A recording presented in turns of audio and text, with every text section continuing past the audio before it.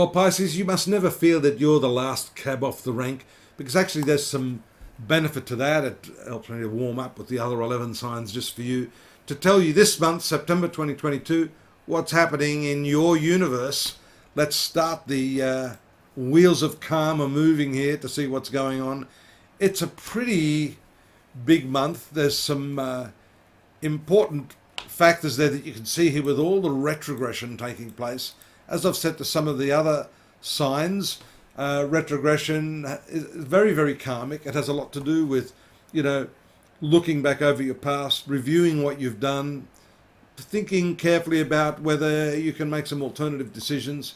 And that's going to be further augmented by this retrogression of Mercury, which takes place on the 10th, along with the full moon in your sun sign, Pisces. On the 5th, we see an important transit of Venus joining the sun there in your 7th house of marital experiences, marital relationships, business partnerships. The Venus transit for you is not necessarily your best planet, and it can show some sorts of losses or some sorts of need to deeply go into the problems that have been associated with your relationship. That is also shown by the fact that Mercury, the dominant factor in your relationships that rules Virgo, is transiting this 8th house here. And then on the 11th, you'll see here, coinciding with the full moon in your sun sign, it goes stationary and then retrograde. That full moon there is very powerful. It's got to do with your emotions. It's got to do with your love affairs. It's got to do with creativity. Could it be that your love life, to counteract this hot, fiery sun and 8th house, thorny Venus, needs the light of love, affection, and sensuality to help you move into the next stage of your relationship? That's also shown by the retrograde movement of Mercury there in that 8th house of sex and intimate activity. Intimacy is not just physical though. Intimacy means opening yourself up to ideas, which is what Mercury is all about. And genuinely trying to understand the perspective of your partner. On the 17th, the Sun is opposite Neptune. So that again is highlighting some confusion there. Maybe your expectations are too high. That's the idealism that we have. The opposition is a challenging aspect. I mean, you need to be realistic and accept your partner for who they are. A couple of hard aspects even up until the 19th. Again, involving all of these planets here. Mercury in opposition to Jupiter here. And that is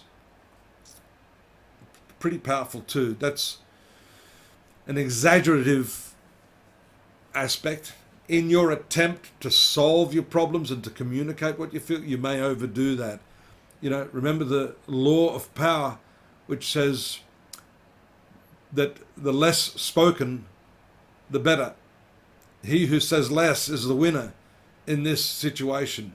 You don't need to necessarily use words to get your point across. Non-verbal communication can sometimes be much more effective. Challenging aspects there from Mars to Venus.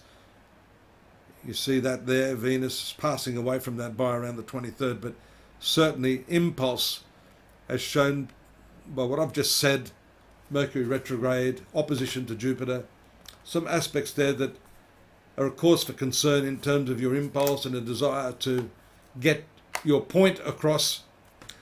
On the 23rd, Mercury retrogrades back into the 7th house. You can see where the focus is here for you this month. I haven't mentioned much about Mars here, but this is a domestic area, so I think this is all tied in. The angles are very, very powerful. Neptune here in the first angle, Mars in the 4th. Mercury, Sun, Venus, and the new moon there, having passed through that angle, in the 8th house again, showing an opportunity now towards the very, very end of the month to maybe do an about face. Don't be scared to change.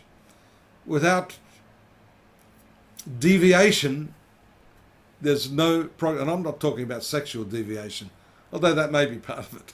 I'm talking about deviating from the way you do things, the routine, habitual way you approach your communication with the ones that you love, the ones that you interact with.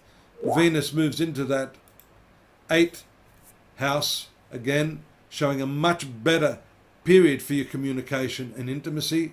Mercury, however, will continue in its retrograde motion till the end of the month.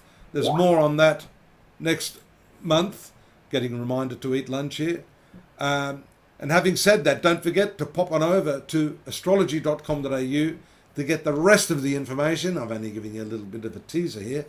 Don't forget to subscribe. Drop me a line. I'm here for your needs personally. If you want a personal reading, I'm always excited about that. We look at the Vedic astrology charts in a personal reading, and hopefully that's going to give you even more detailed insights into what's going on for you at this stage of your life. See you next month. I'll be back. Take care now. Bye-bye.